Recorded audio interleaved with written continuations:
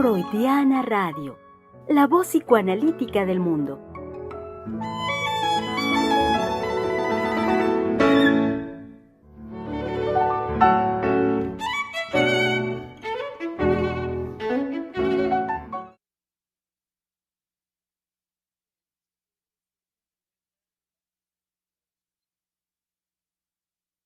¿Qué es el psicoanálisis? Pregunta fundamental que hemos estado trabajando en el mes patrio de este año 2023 y mes patrio que ya estamos muy cerca de llegar a término. Sean bienvenidos, querido público, en este su espacio de la conversación, Freudiana Radio, la voz psicoanalítica del mundo.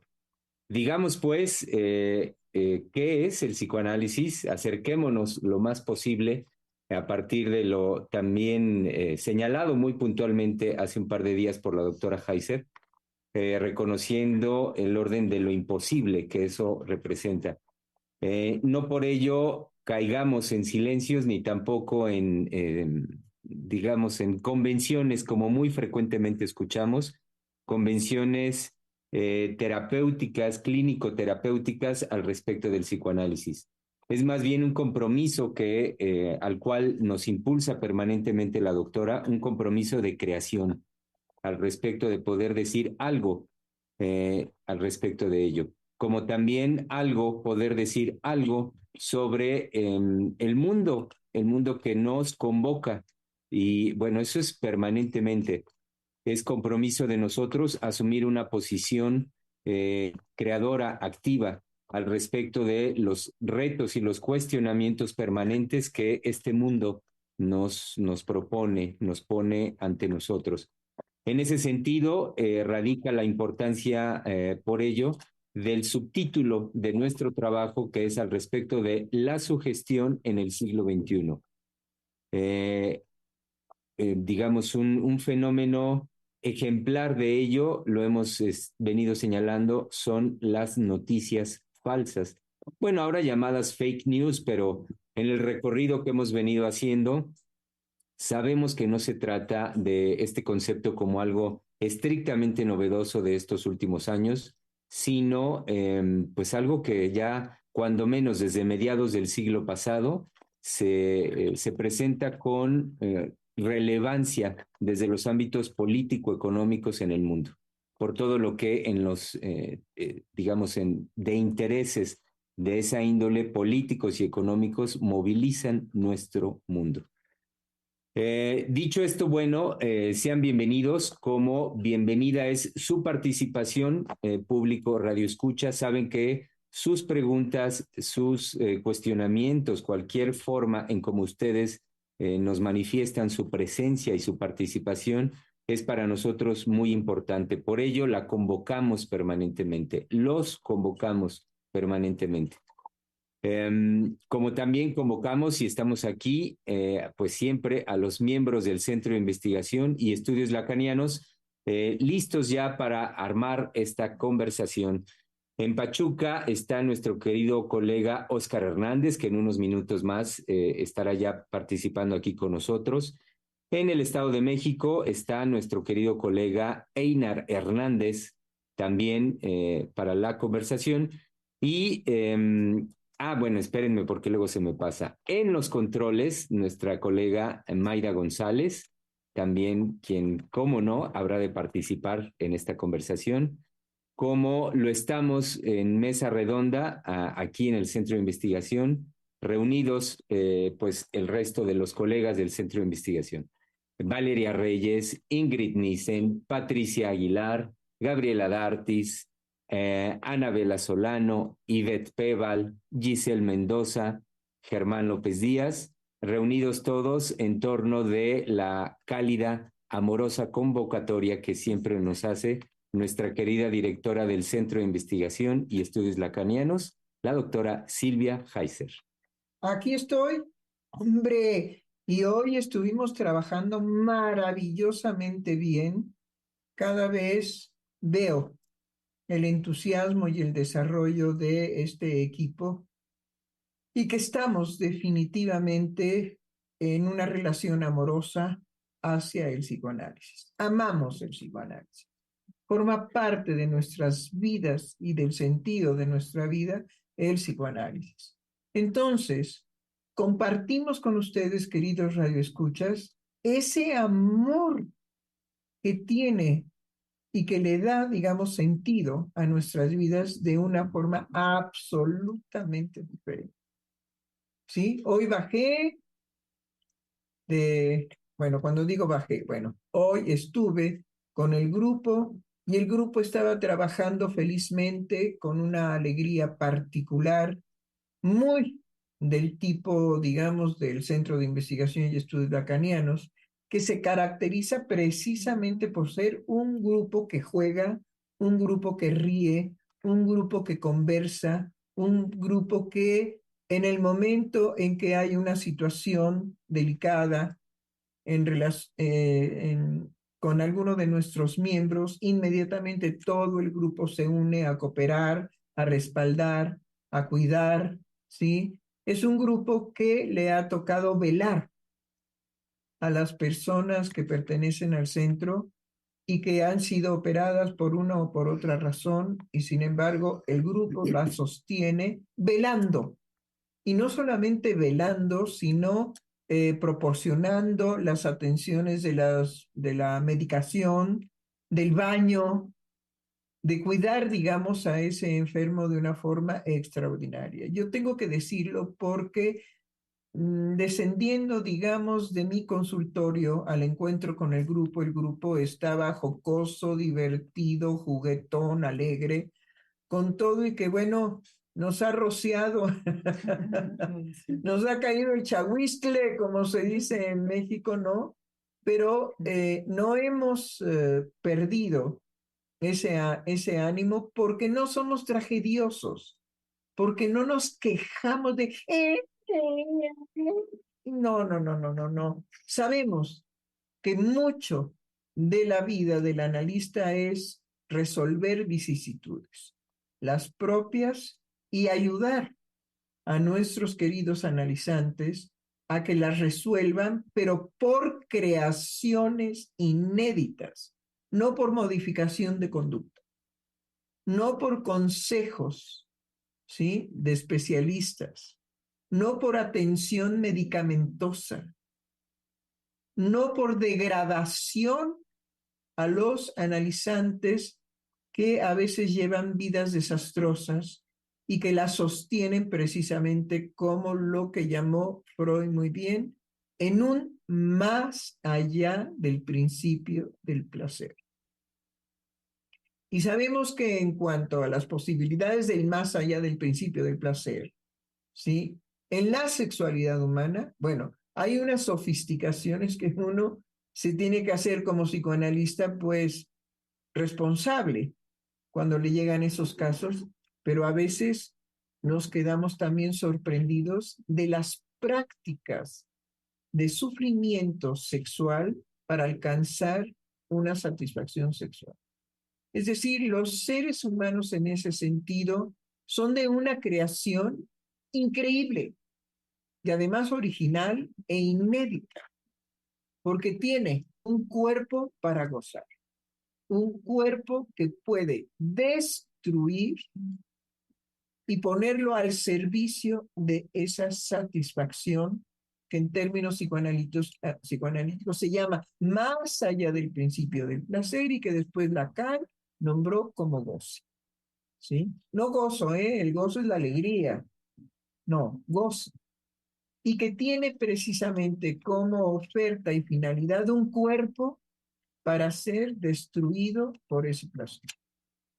Vaya paradoja, vaya, digamos, ocupación del psicoanalista. Sin embargo, esto no sería posible si no fuera una experiencia de amor el psicoanálisis. Entonces, hemos dicho que el psicoanálisis es un imposible, pero también podemos decir que el psicoanálisis es una experiencia amorosa radicalmente distinta a todas las concepciones de amor que se hayan escrito en la historia de la humanidad y del pensamiento.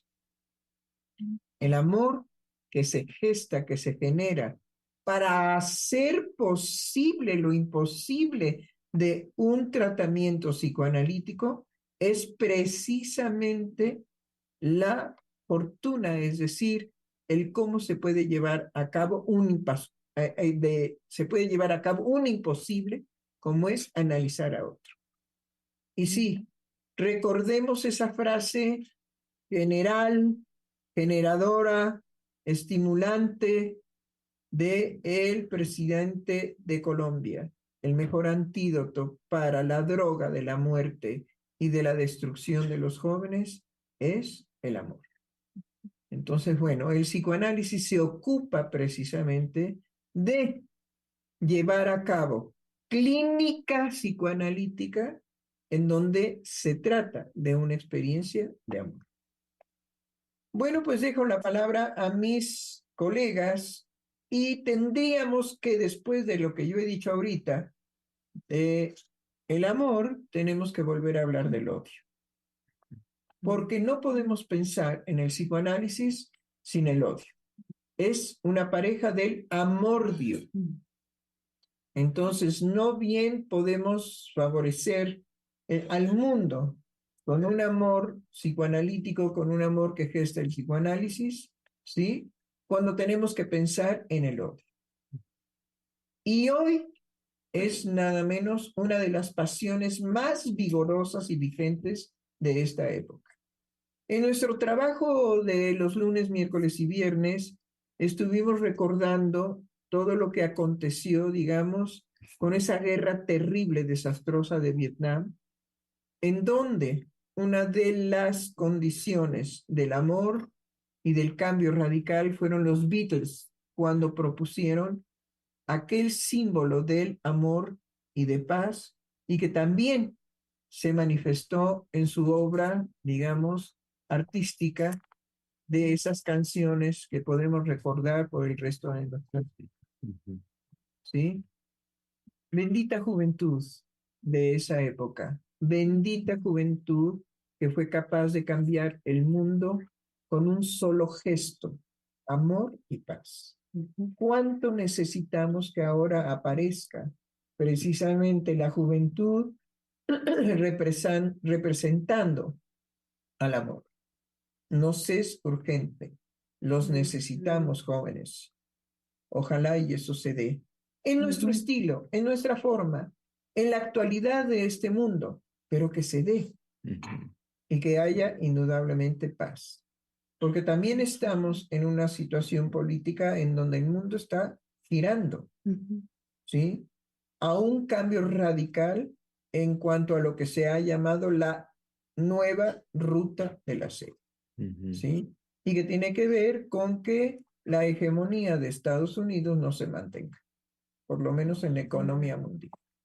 No es cualquier cosa, queridos. Y ojalá y no se les vaya a ocurrir acabar, acabar, digamos, con la humanidad para crear esa hegemonía del poder.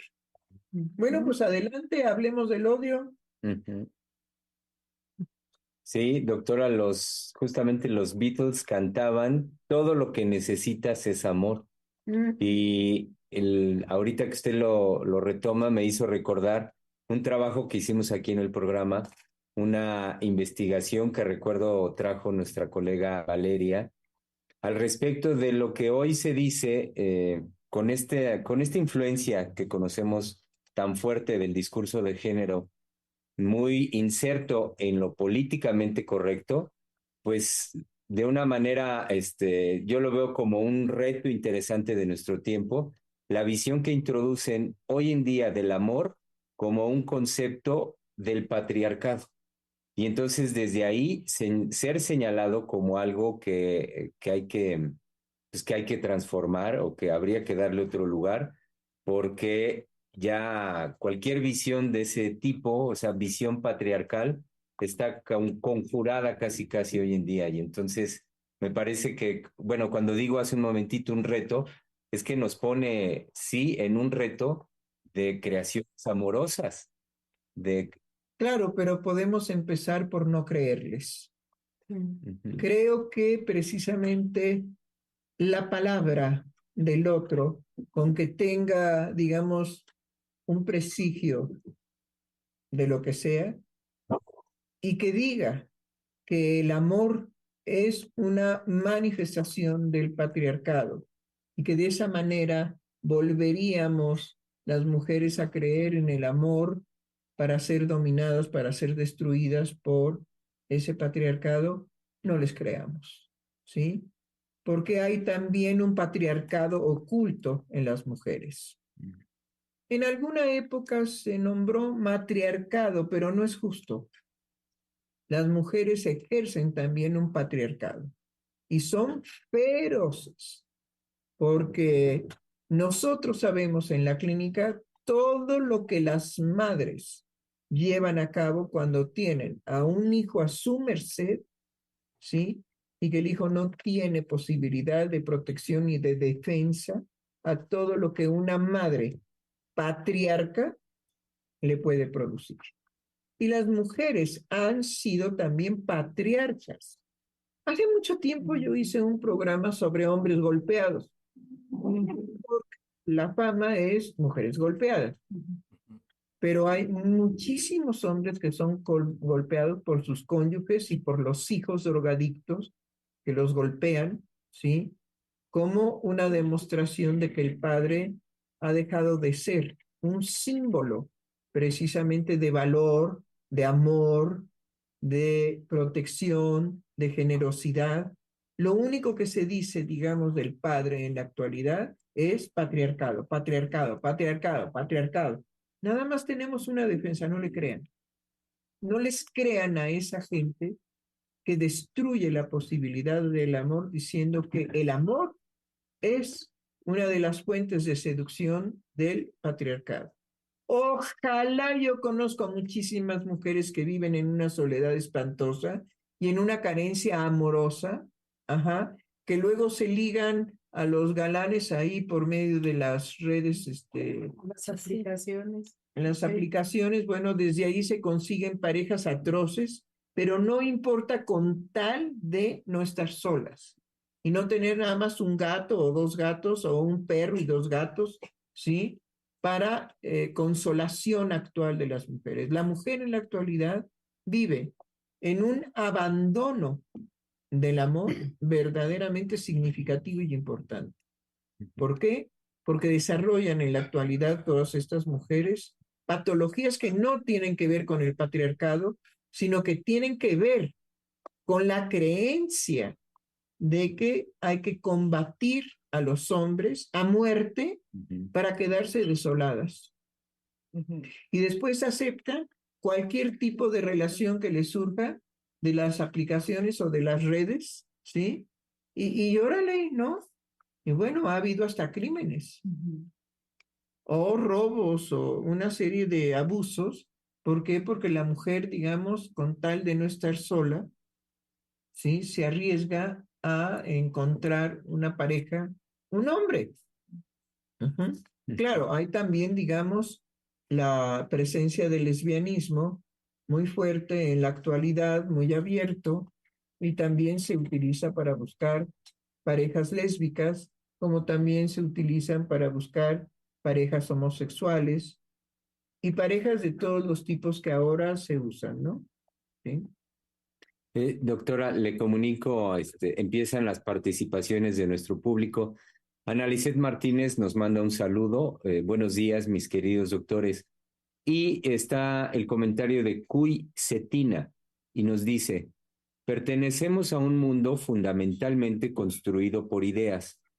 La ciudad es posiblemente una gran idea que a alguien se le ocurrió y todo fue elaborado con el martillo del tiempo. Hoy ese mundo construido por 2000 o 3000 años está en una protuberante crisis que puede ser el fin del mundo como lo conocemos. No llegamos a ser dioses, tampoco pudimos salir a explorar el universo y esa falta de decisión hoy nos pasa cuenta de cobro. Totalmente de acuerdo, pero no nada más hay eso. Afortunadamente, no nada más hay eso en nuestro mundo, ¿sí? Hay que ver los grupos en donde definitivamente se lucha por un México mejor.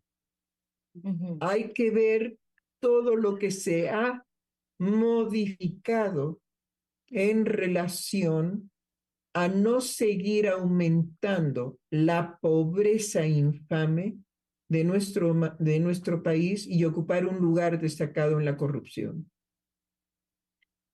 Hay alegría, hay solidaridad, hay posibilidades para los mexicanos nunca antes pensadas, ni siquiera vividas, pero ni en sueños. Pero también, digamos, hay mucho amor en el mundo.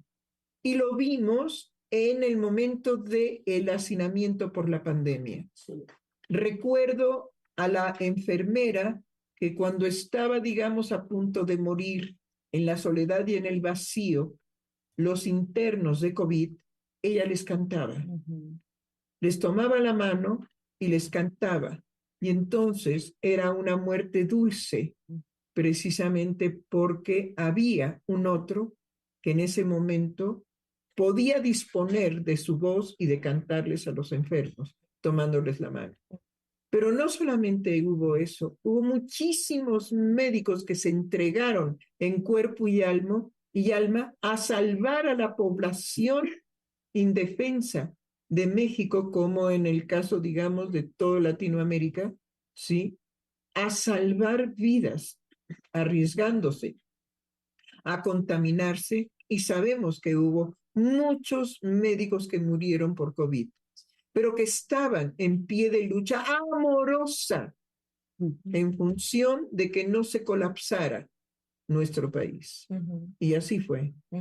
Pero también recuerdo a la soprano que salió a su balcón y que empezó a cantar ópera, que ella tenía una voz y que podía cantar, ¿sí? Al mundo entero. Eso también, digamos, es nuestra actualidad. ¡Ánimo! Como dice aquel. Ayer estaba leyendo un trabajo de Freud de las perspectivas futuras para el psicoanálisis, y ahí Freud dice algo en relación a lo que él podía vislumbrar de qué consecuencias habría para la sociedad si el psicoanálisis se lograra dispersar, ¿no? Y él dice en ese trabajo que para que esto suceda, eh, se tiene que apostar porque el enfermo neurótico renuncia a las ganancias secundarias de su enfermedad, y que eso es posible de conseguir por medio del psicoanálisis. Entonces él dice, yo no soy un fanático de la terapéutica, pero sí alguien que puede hacer una apuesta porque el psicoanálisis se introduzca en lo social, ¿sí? Y la sociedad puede recibir los beneficios de él. Entonces creo que en ese espíritu, que es un espíritu de una disposición amorosa, ¿sí? En donde él dice, no soy un fanático, es decir, yo no estoy sugestionado, sino que esta es una apuesta que puede ser posible, pues definitivamente también en nosotros es lo que opera cuando hablamos en los programas de radio para todo aquel que nos pueda escuchar. No, indudablemente, Freudiana Radio y el espacio de esta conversación no tiene ninguna otra pretensión sino llevar a los oídos de nuestros radioescuchas los beneficios del psicoanálisis, la felicidad que puede proporcionar el psicoanálisis, el bienestar, la toma de conciencia, el salir, digamos, de situaciones verdaderamente negras, absurdas, en cuanto a un placer de autodestrucción.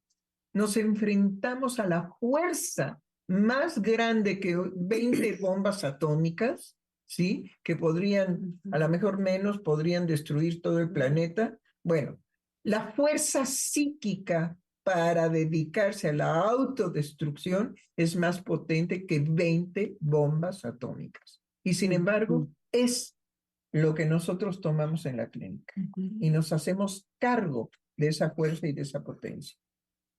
Ahora, no todos son para el psicoanálisis, pero aquellos que permanecen en verdaderamente, yo he tenido pacientes morfinómanas, mujeres, que han podido dejar, gracias a la experiencia analítica, sí, han podido dejar esa forma de autodestrucción feliz. Porque como una de ellas me decía, pero doctor, es que yo encuentro una felicidad y además tengo todo el dinero del mundo para proporcionarme eternamente hasta que me toque morir drogada, ¿sí? Puedo tener esa felicidad a través de la morfina. Digo, no, sí, indudablemente. Usted está que a pedir de boca, ajá, porque tiene todo el respaldo económico para que no le falte nunca esa experiencia de lasitud en donde usted entra con la inyección, digamos, de este tóxico, de este fármaco, ¿sí? A una felicidad por la lasitud que le proporciona al cuerpo.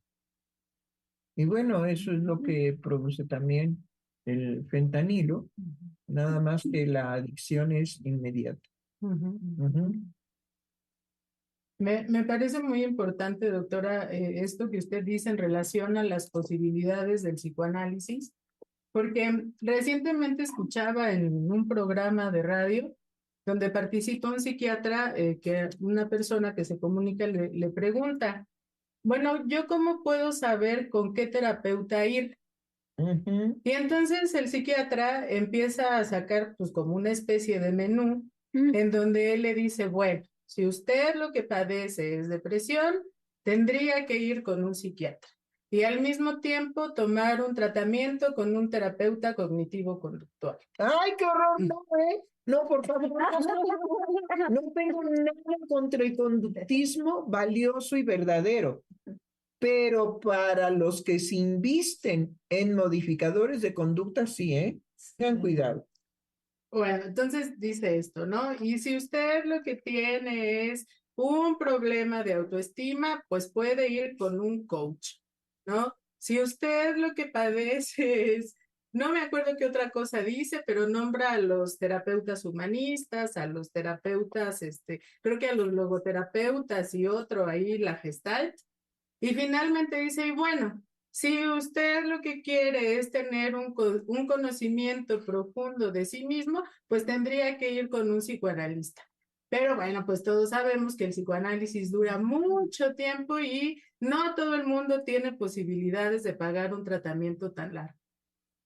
Entonces, cuando yo escucho esto, me doy cuenta de cómo cuando dice, si usted quiere tener un conocimiento profundo de sí mismo, vaya al psicoanalista, es aceptar ahí que todos los demás especialistas que ya mencionó no toman en cuenta eso, ¿no? Que la persona necesita tener un conocimiento profundo de sí mismo. Para resolver la depresión, Exacto. para resolver el que está en una dinámica autodestructiva, para resolver que hay una satisfacción en ser un malvado, para solucionar el ser un perdedor sistemático, en fin, etcétera. Sí, y que de ahí se desprende también en esto que hemos estado tratando en relación a la sugestión y a las noticias falsas, como una noticia falsa el que se tiene que ser diagnosticado, ¿no? Porque eso está antes que todas las terapéuticas. Usted tiene que ser diagnosticado para ver cuál es su trastorno y desde ahí partir. ¡Qué horror! Hay un libro muy bueno que se llama ¿Desea usted ser evaluado? ¿Sí? Ojalá lo consigan y lo entiendan, porque ya no es una decisión libre de los seres humanos, sino ya es una imposición el que si usted quiere algo en relación a su vida psíquica, primero que nada, como dice este psiquiatra, tiene que ser evaluado. ¿Y saben qué? Las evaluaciones nunca podrán dar cuenta, y eso lo pueden registrar en Aristóteles, en Platón, en Sócrates, ¿sí? Nunca podrán atravesar un diagnóstico del ser, ¿sí? Entonces, esa es la gran diferencia. ¿Qué es lo que evalúan estas personas? Pues simple y sencillamente lo evidente. Pero nunca llegarán a tocar el ser de los seres humanos. Entonces, no hay manera de evaluar el ser de los seres humanos, ¿sí? Que es complejísimo y que no es del cual habla Platón y Aristóteles. No, hay el ser del cual habla el psicoanálisis. Ese es imposible de diagnosticar e imposible de evaluar. El psicoanalista tiene mucho cuidado en escuchar tan perfectamente bien lo que el otro dice de su ser, que puede decir se trata de una neurosis, se trata de una psicosis, se trata de una perversión, se trata de una situación, digamos, combinatoria, en fin. Sí, ahora, nosotros no tenemos nomenclaturas gigantescas para el diagnóstico. Es tan sencillo, tenemos neurosis, psicosis y perversión, se acabó. Pero ¿qué tal el DSM-4, el DSM-5, que son un fraude porque nada es científico ni serio, simplemente es un manual de descripciones, ¿sí? Y podríamos decir que es un manual de moda psíquica. Sí. Sí. Sí, es El un manual desfile de ahí moda.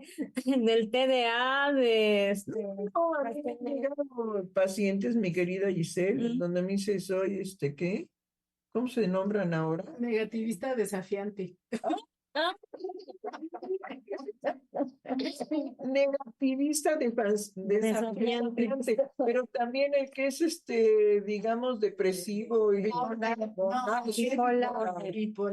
luego, ¿cuál otro? Hay otros límite de personalidad. límite, límite de personalidad, pues si la personalidad no existe. Les digo que es un manual de modas.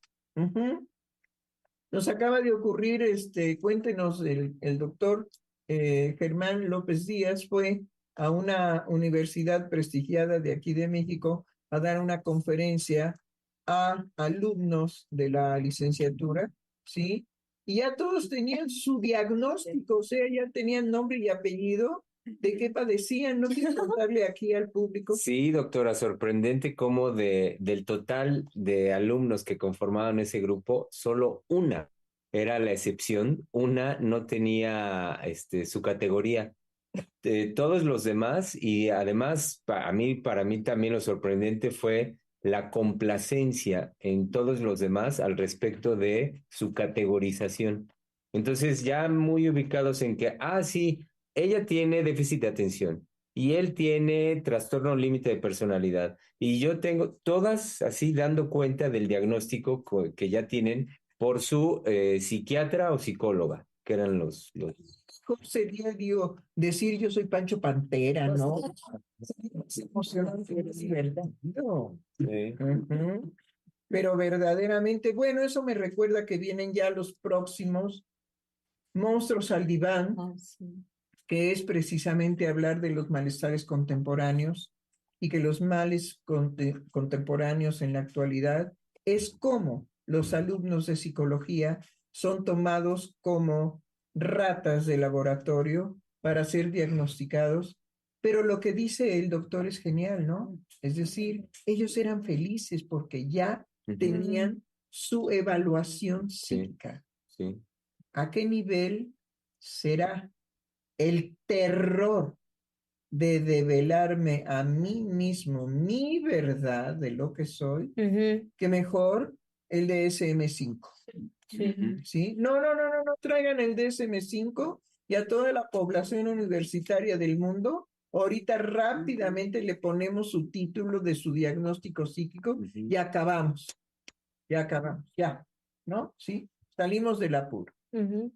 Lo que pasa es que eso es sumamente peligroso, porque lo que no pueden calcular, ni medir, ni pesar, ¿cuáles van a ser las consecuencias de asumir que yo soy un límite de personalidad? ¿No? Eso soy. Entonces, bueno, también sirve para... No esperen mucho de mí, ¿eh? Claro. No esperen tampoco Sí. mucho de mí. Acuérdense que estoy limitada. Que soy limitado en mi personalidad, Sí. entonces ténganme compasión. Tengan paciencia. Bueno, paciencia y compasión y soporten, ¿sí? Ujú. Y bueno, vamos a inventar un DSM-6, ¿no? Pero que sea divertido. Sí. Que yo soy la lagartija embarazada, más divertidas, ¿no? ¿Sí? Y un fenómeno ¿Qué es? similar, sí, ¿Cómo? un fenómeno similar se da también en la infancia. Acá lo que se ve mucho, ya es un fuerte empuje, es que en el caso de los niños, bueno, valga la redundancia, en edad escolar, se está recurriendo muchísimo principalmente a los diagnósticos de TDA y de autismo, de Asperger. Pero principalmente el que abunda es el TDA. Pero como venían mencionando, ya ni siquiera es para establecer un diagnóstico diferencial y a partir de ahí establecer pues un trabajo, ¿no? Aunque sea psicológico, terapéutico, de ayuda para los niños.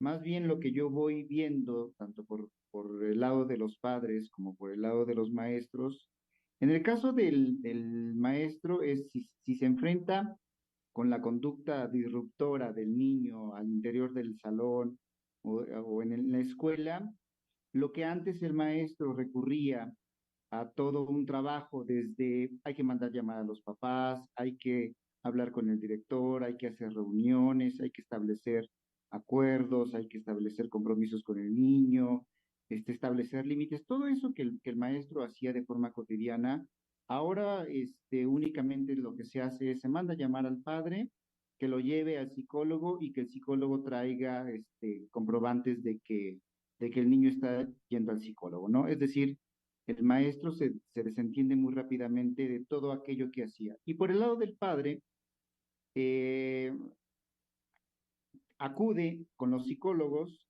pero tampoco para él establecer, es decir, ni siquiera en esas citas que llevan, ni siquiera preguntan, ni siquiera se orientan de, bueno, ¿qué tiene mi hijo? ¿Qué voy a hacer? ¿Qué puedo hacer?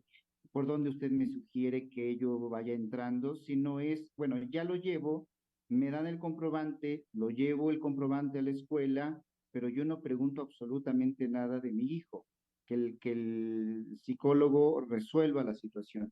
Entonces veo que por el lado de estos dos actores que están al cuidado de las infancias, que son los padres como los niños, el recurso a los diagnósticos es para desentenderse totalmente de, pues de la vida emocional, de la vida psíquica de los niños, ¿no? Y esto es un fuerte empuje que se está dando mucho en estas edades.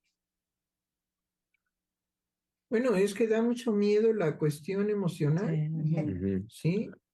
La cuestión emocional es tan invasora y tan desorganizante, ¿sí? Que mejor que me diagnostique. Ujú.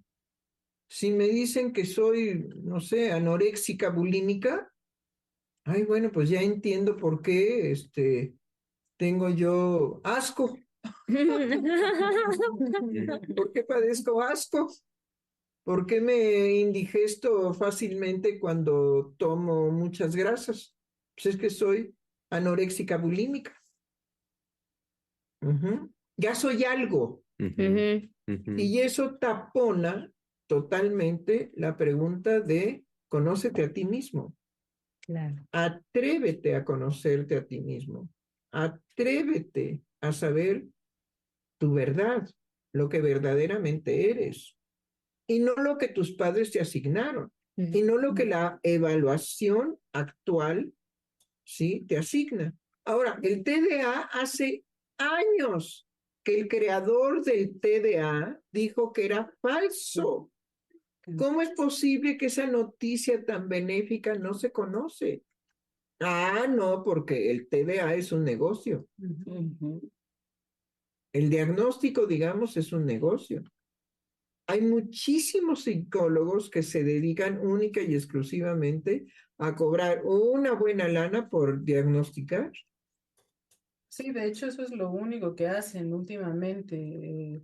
Toda la formación del psicólogo que anteriormente incluía entrevistar a la persona y escucharla, se reduce a distinguir entre si la persona necesita atención psiquiátrica o no. Y actualmente para ellos la mayoría de las personas necesitan al psiquiatra. Pero Pues ya sí, pues sí, porque pues, ¿qué mejor? Después del diagnóstico psiquiátrico, ¿qué sigue? Pues el medicamento. Y apláquenme a este cabrón escuincle que no quiere estudiar, ¿no?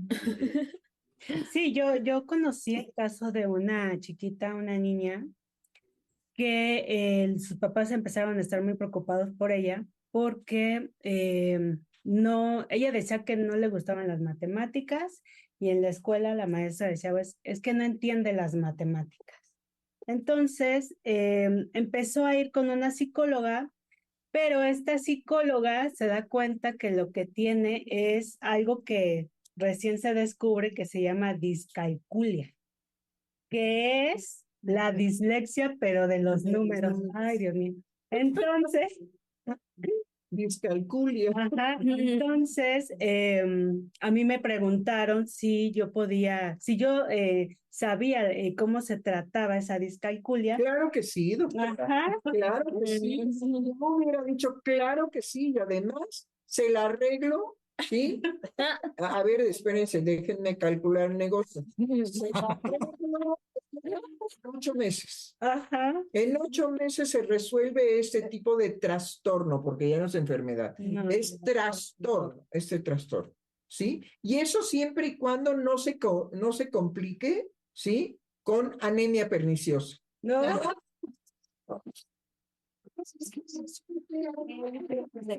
No puede combinar con anemia, ¿cómo? Pero sí, es que eso tiene que ver una.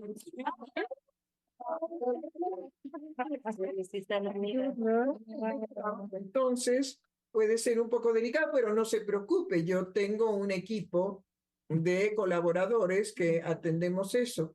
Y si ha notado usted que tenga este brucismo, Especial también. entonces también se lo podemos resolver. Sí, resolver. Ahora, si ve que de alguna manera aprieta las piernitas y se balancea, bueno, eso es de la sexualidad y ahí sí yo no tengo un sexólogo, pero hay sexólogos infantiles ya. O sea que hay en el mercado lo que quiera, señor padre de familia, para deshacerse del chamaco defectuoso. Sí, sí, y bueno, recuerdo que sí les comenté, bueno, sin duda hay algo, alguna situación emocional que también hay que revisar, porque me decían, bueno, si usted no puede revisarla en este aspecto de la discalculia, entonces vamos a buscar a quien sí. Uno deficiente. Ajá. Sí, si usted está por ahí deficiente. Dicho que sí. ¿En qué sentido hubiera dicho que sí? Captarla analíticamente. Eso es una cosa psíquica. Sí, de hecho les dije que sí la podía atender, qué bueno. pero que había que atender también esa situación emocional que No, olvídese de eso. Mejor combine discalculia con anemia perniciosa, con brucismo y con problemas, digamos, de la Doctora. sexualidad. Doctora, Sí, también. les quiero comentar algo, doctora. Cuando hablan al mismo tiempo, se entrecorta y no se alcanza a escuchar toda la idea. Se escuchan No le fragmentos hace solamente de la voz. Espera, pensar a la 1, a las 2 y a las 3. Tienes que razonar.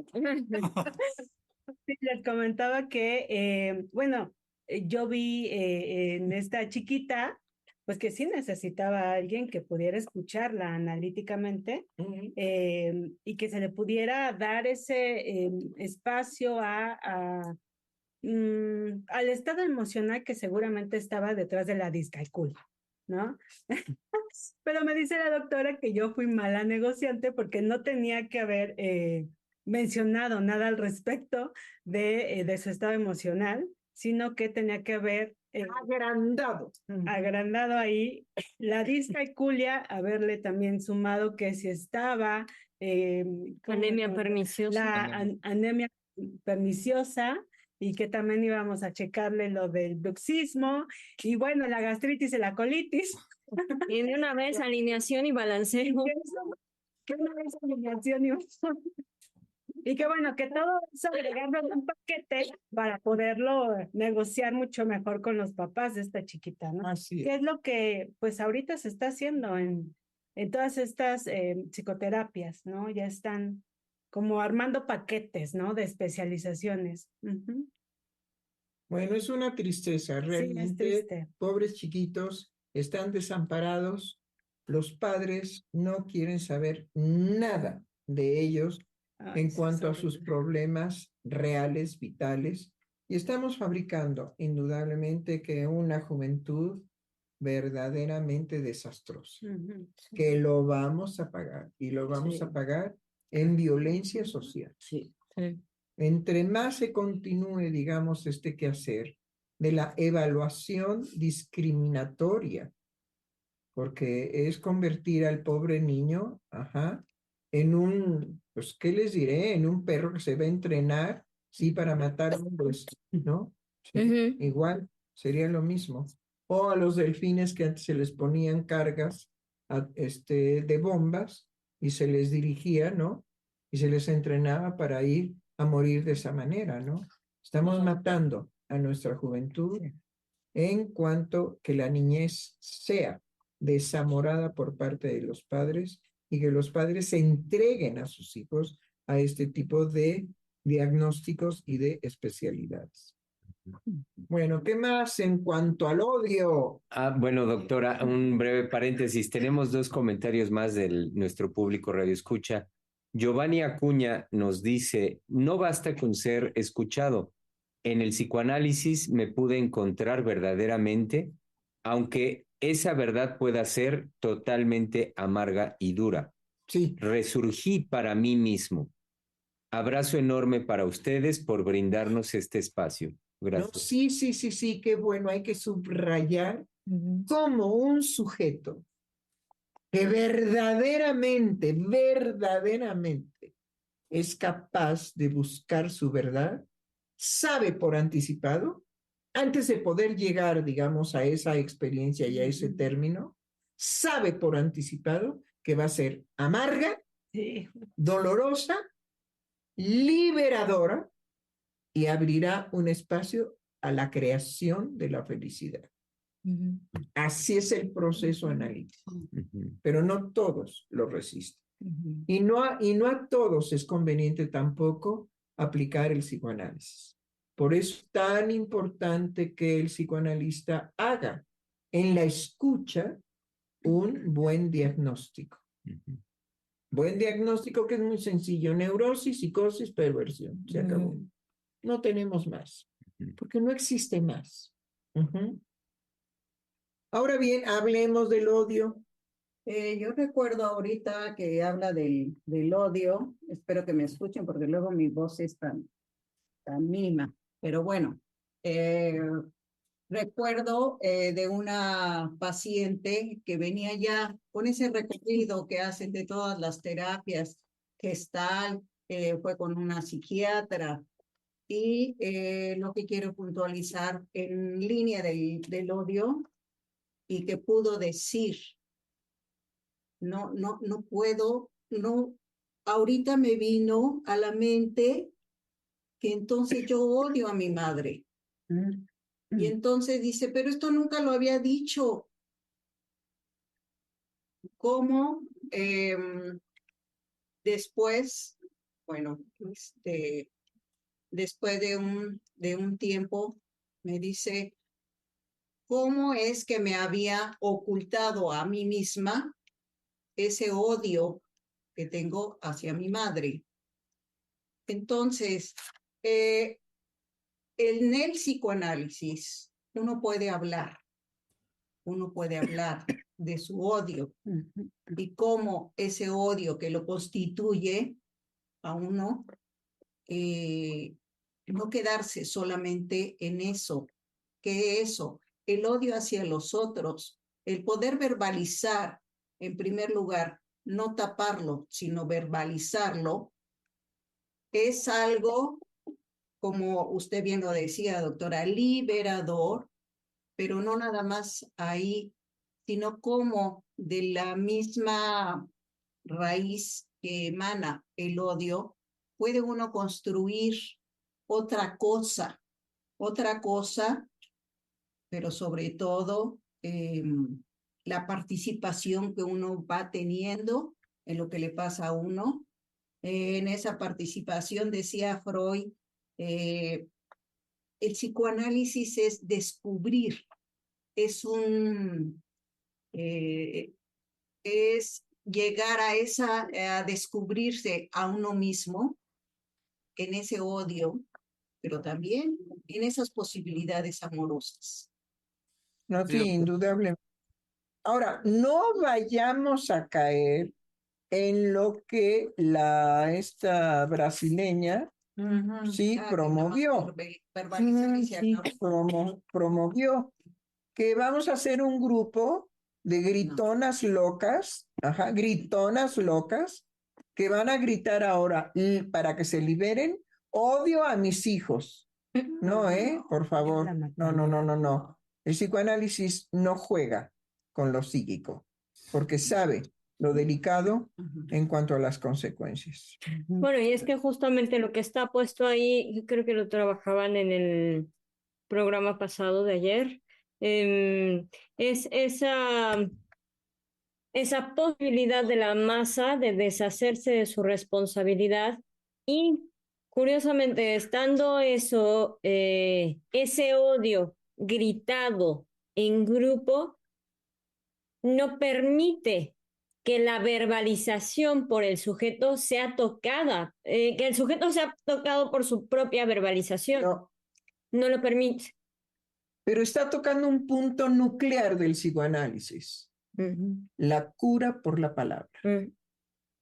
El ser humano tiene el poder de curar su autodestrucción, sus conflictos terribles de su vida miserable por la palabra. Pero claro, también tiene que poder soportar la develación de esa verdad, como nos acaba de mencionar nuestro radio escucha, Iván. Giovanni. No, fue Cuicetina. De eso, sí, Giovanni Acuña. Acuña, sí. Ay, doctor, qué barbaridad. Usted y yo ya necesitamos una neuróloga, para que revise el cerebro. ¿Y cómo hay personas que justo, o sea, prefieren buscar ser diagnosticadas, ser evaluadas, inclusive con este tipo de diagnósticos que pueden rayar en la obscenidad, en la ridiculez? Buscar esos diagnósticos antes de poder tocar y mediante la palabra ese placer en la autodestrucción que tiene que ver con ejercer un odio hacia sí mismo. Porque muchas veces tienden a decir que es un autosabotaje, que cometen errores, que se equivocan, ¿no? Pero lo que está también, digamos, ahí presente es cómo uno mismo puede ejercer, primero que nada, un odio hacia sí mismo. Claro, muchas veces el tono es de sí, ya sé que me estoy autosaboteando, no sé qué, tal y tal. Es una cosa más sobre la cual, es decir, el desprecio y el desdén con el que pueden referirse a sí mismos a través de su propio diagnóstico. Sí. Pero actualmente también hay otro que están usando mucho, porque creo que hay un libro que dice, este dolor no es mío.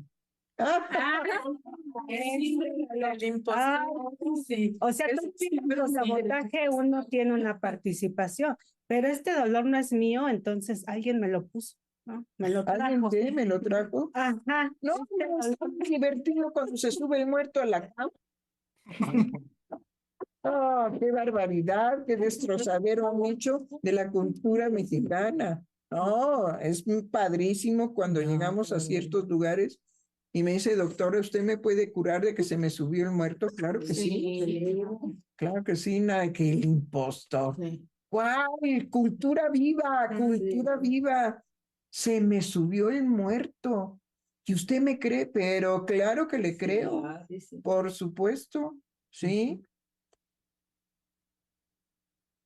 ¿Qué más? Una de las entradas que estuve investigando del odio en la obra freudiana, en el tomo 23, Sí. me mandó a Duelo y Melancolía Claro. y mencionaba cómo el odio, sobre todo la intensidad, que fue lo que a mí me llamó la atención y es lo que hemos estado rastreando también en los programas, la intensidad de odio que se despierta una vez que uno entra en un proceso de duelo y tiene que hacerse cargo de retirar y de sostener la identificación que tiene con la persona perdida, con la persona que ha muerto.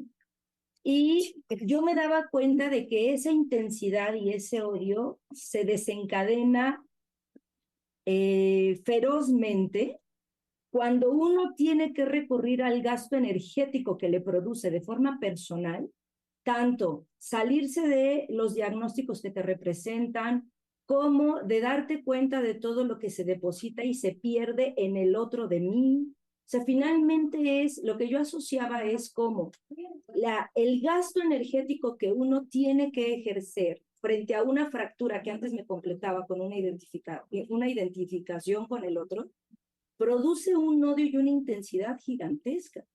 Y poder hacerte cargo de eso puede llevarte a sostener el odio, y lo que yo pienso, a lo mejor estoy equivocada, en cómo eso queda libre y el odio únicamente es un afecto, una intensidad desencadenada.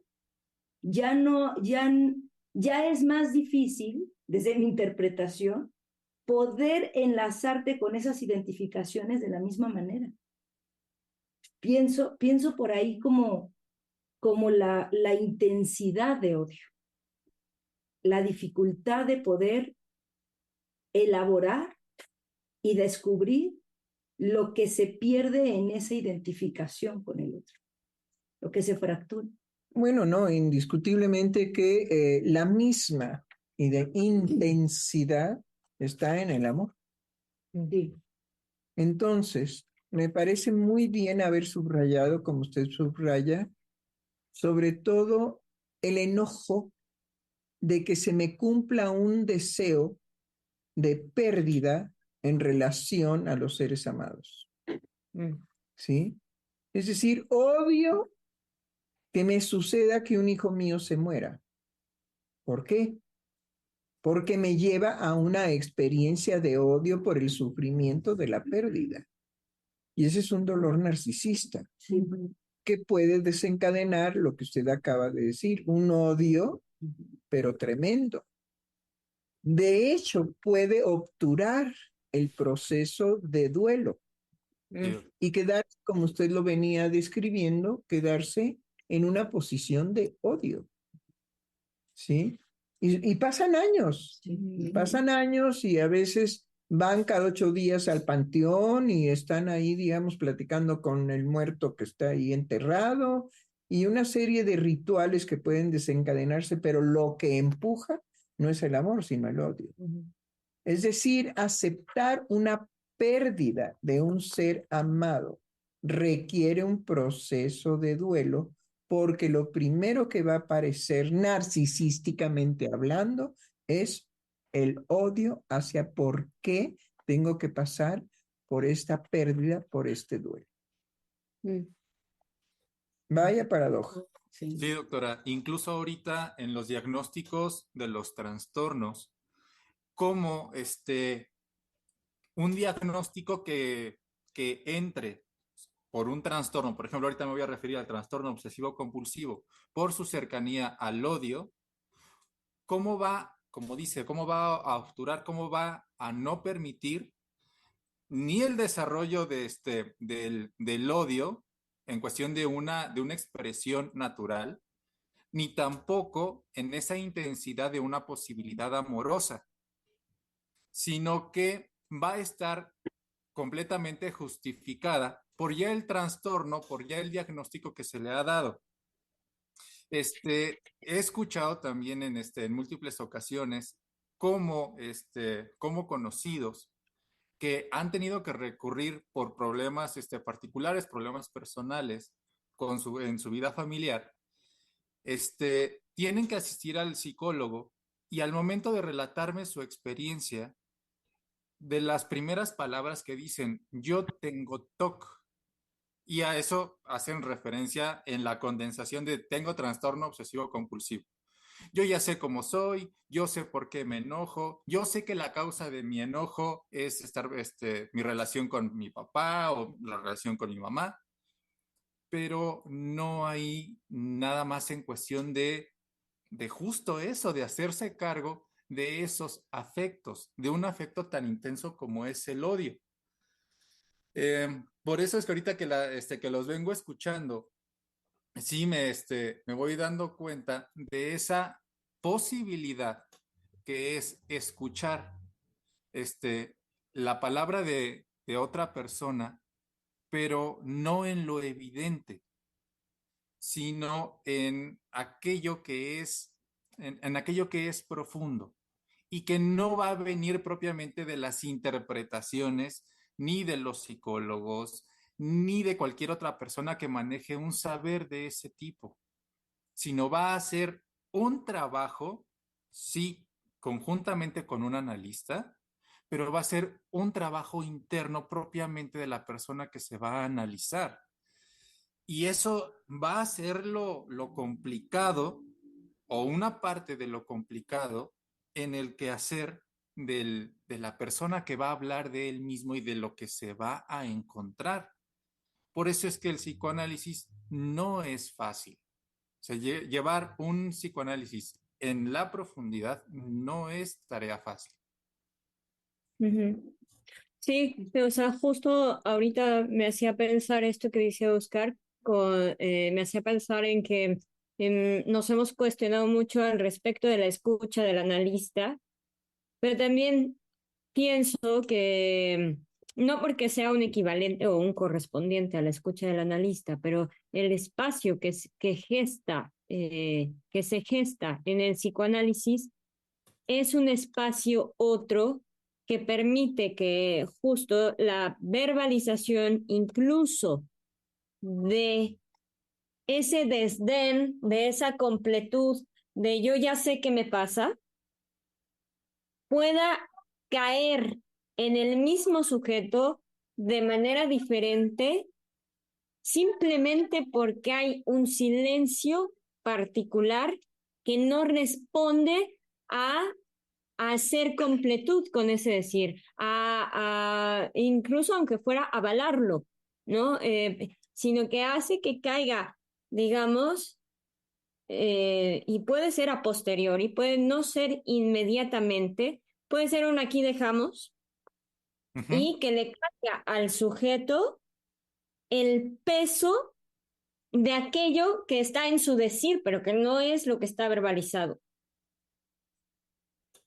Tengo una vivencia, ¿no? Personal que en un momento dado, cuando recién estaba yo en la licenciatura, me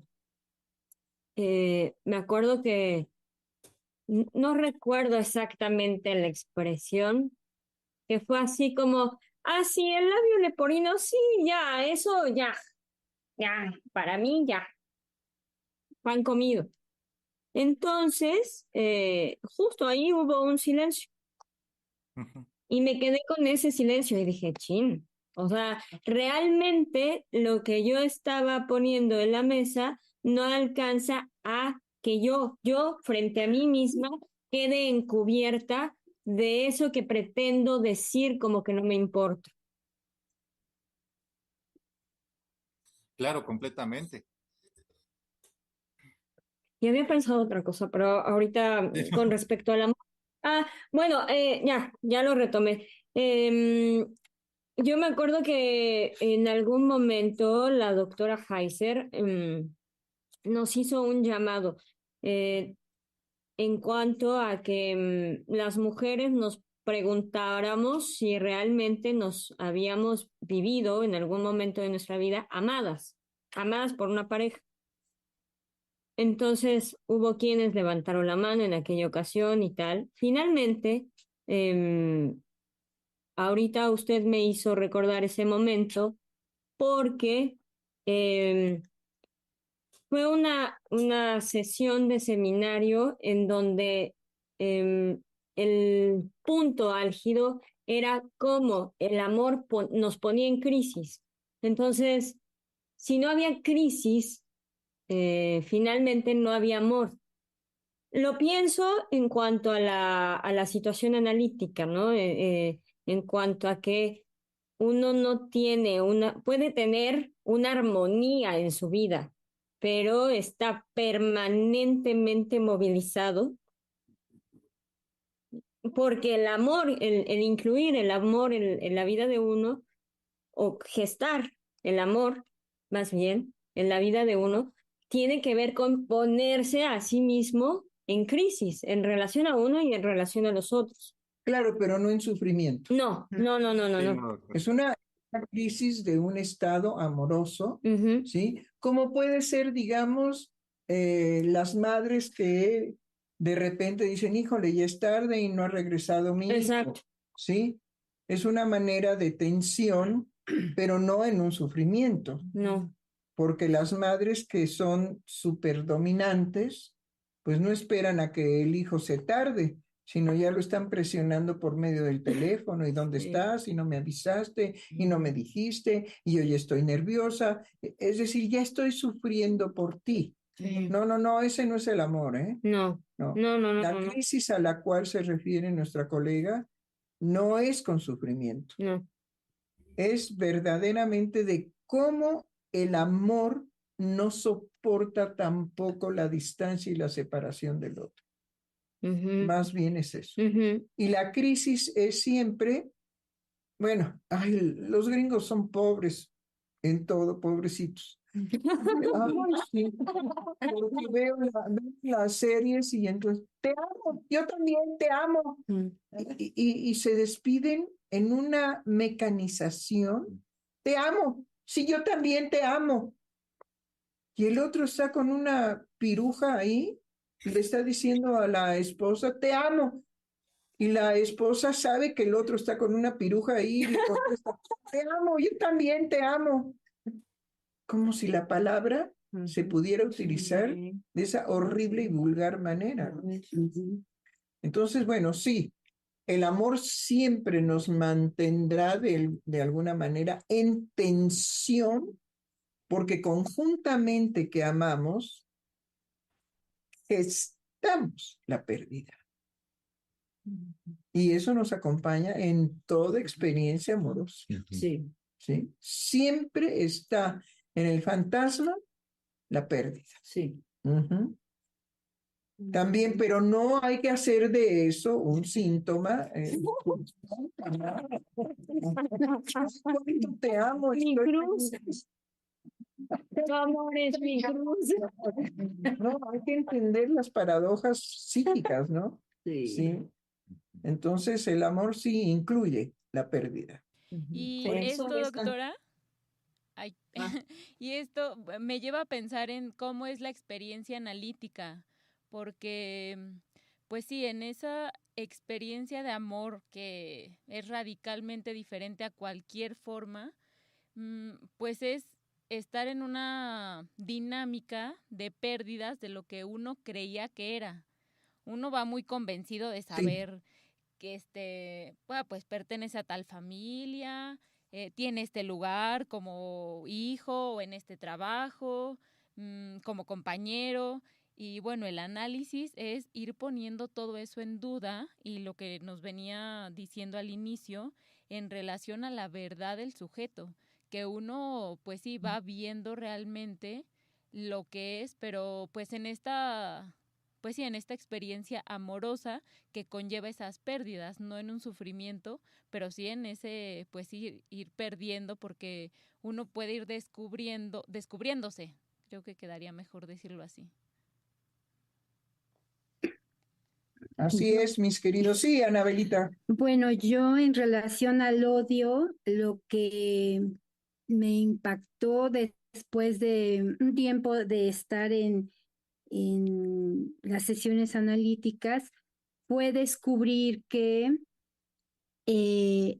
lo que yo verbalizaba era precisamente muchos pasajes que hasta después me di cuenta que eran de odio.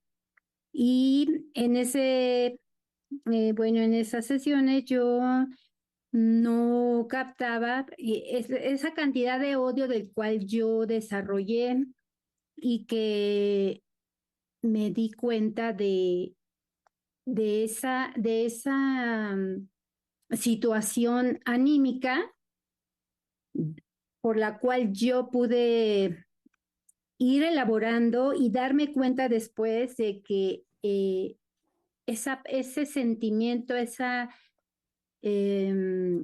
situación de odio en mí fue, tuve la oportunidad de poder hablar de ese odio. École, bravo, exacto. Y por lo tanto, transformarlo en otra cosa. Sí, y es lo que pues me impactó mucho porque, pues como decía nuestra colega Mayra, uno va descubriendo y después en la sesión analítica se puede ir construyendo y decantando ese nivel de odio destructivo destructivo, odio por uno mismo y ir descubriendo que al mismo tiempo en ese proceso analítico se puede ir descubriendo y darse cuenta de la posibilidad de construir el amor. Bravo, sí, es verdad, sí. Por eso la experiencia analítica es también una experiencia amorosa. Sí. Precisamente por ese proceso que acaba de describir nuestra colega Anabela, sí, exacto. ¿Cómo es posible que esa intensidad de odio ahora me permita construir una intensidad amorosa, ¿no? El mismo sujeto se sorprende. Fue lo que acaba de decir ¿cómo se llama este chico? Giovanni Acuña. Giovanni Sí. Acuña, ¿no? Sí. Eso. Que puede verbalizar lo que costó, lo que le costó. No, genial. Bueno, ¿algo más? ¿O nos vamos? Tenemos, doctora, un último comentario de nuestro público radioescucha por parte de Eli Flo, que dice: gracias, doctora Heiser, por tanto amor en su transmisión. Pues sí, eso, sí, sinceramente lo acepto, porque yo les puedo decir algo en cuanto a la fortuna de mi vida. Y la fortuna de mi vida es que desde muy pequeña, sí, voy nada más en corto, sí, desde muy pequeña, en una ocasión que estaba yo castigada porque pues, era yo tremenda, ¿no? Sí. Y entonces me habían encerrado en el cuarto castigada, pero era el cuarto de servicio, no era mi recámara, sino al cuarto de servicio, realmente algo que pareciera cárcel o una cosa así, ¿no? No, pues es que también me había yo portado bien mal. Y yo siempre decía la verdad. Bueno, cuando mi mamá me preguntaba esa pregunta horrible, terrible, devastadora, ¿por qué hiciste esto? Nada, y yo no decía no sé, no, yo decía sí sé, por gusto, mamá, por gusto, porque lo quería hacer.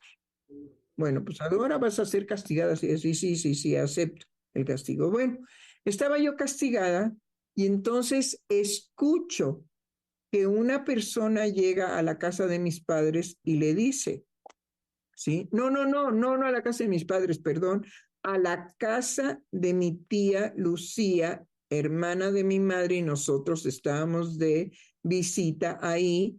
Me había yo portado tan mal que me encerraron en el cuarto de servicio de la casa de mi tía Lucía. ¿Ok? Y entonces escucho que comentan que se está produciendo un incendio gravísimo en una de las vecindades de la colonia Guerrero, porque la colonia Guerrero tenía muchas vecindades, pero excelsas, es decir, limpísimas, diáfanas.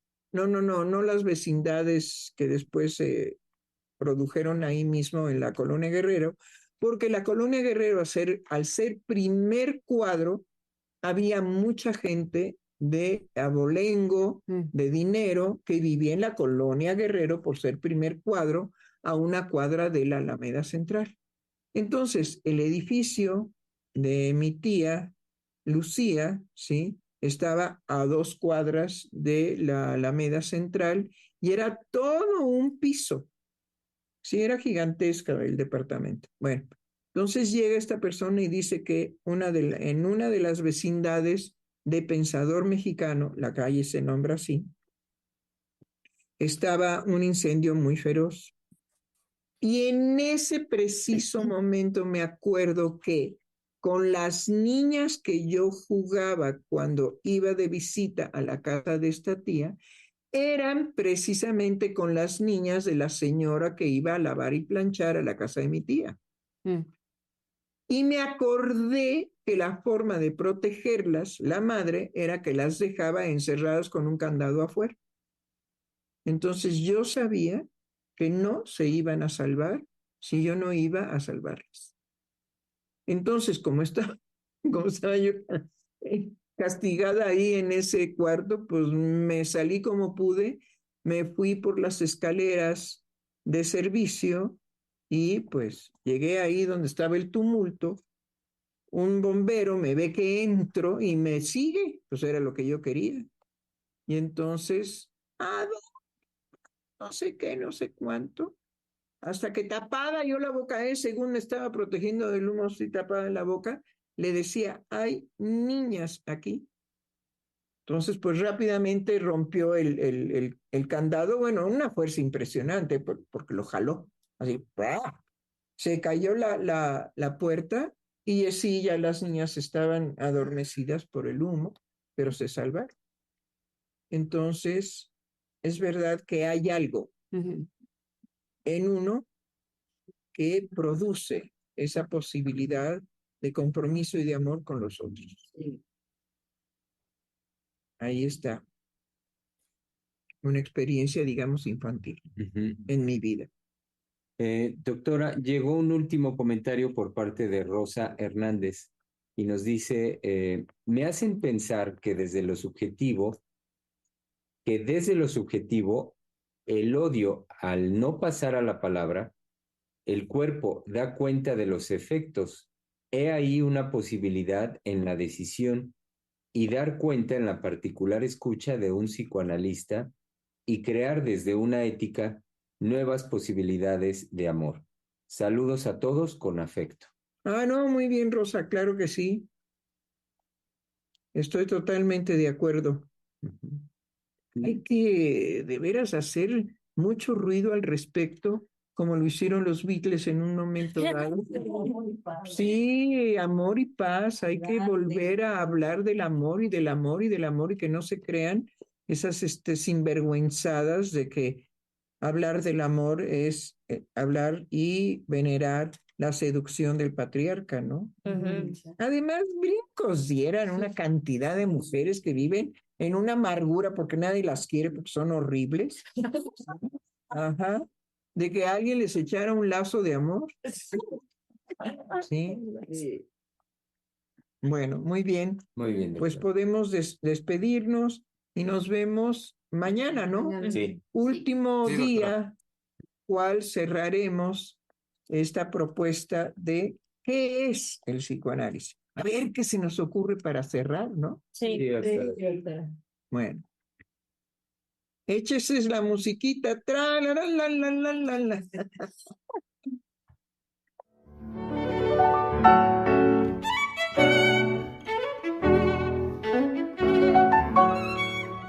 Freudiana Radio, la voz psicoanalítica del mundo.